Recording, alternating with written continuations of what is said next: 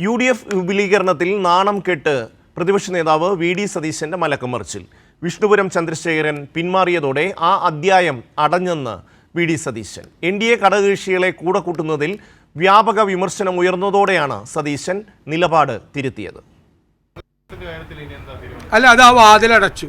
ഇതൊക്കെ ഈ നമുക്ക് എല്ലാവരെയും ഒരുപോലെ മുതിർന്ന നേതാക്കൾ കൂടി ഇടപെട്ട് നിരന്തരമായി സംസാരിച്ചതിൻ്റെ അടിസ്ഥാനത്തിലാണ്. ഇത് നമുക്കൊരു അനുഭവമാണ്.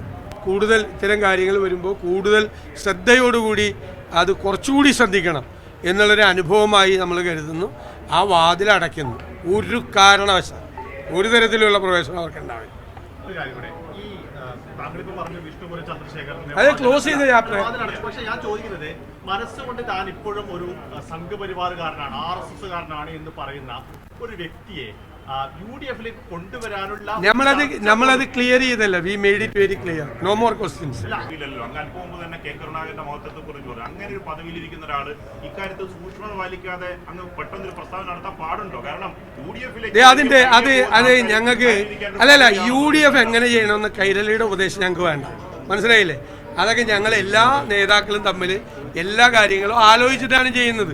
ഒരാളെ അസോസിയേറ്റ് മെമ്പറാക്കിയതിൻ്റെ പേരിൽ അതിൽ നിന്ന് പിന്മാറി ഘടകകക്ഷി മെമ്പറാക്കുകയാണെങ്കിൽ ആക്കാഴുന്നിട്ടാണ്. അത് ഞങ്ങൾ തയ്യാറല്ല. ഘടകകക്ഷിയാക്കണ സൂക്ഷ്മമായ നിരീക്ഷണത്തിന് വിധേയമാക്കിയിട്ട് അതിൻ്റെ സെക്കൻഡ് സ്റ്റെപ്പാണ്. മറ്റു രണ്ടുപേരും സമ്മതിച്ചല്ല, അത് പിന്മാറിയതാണ്.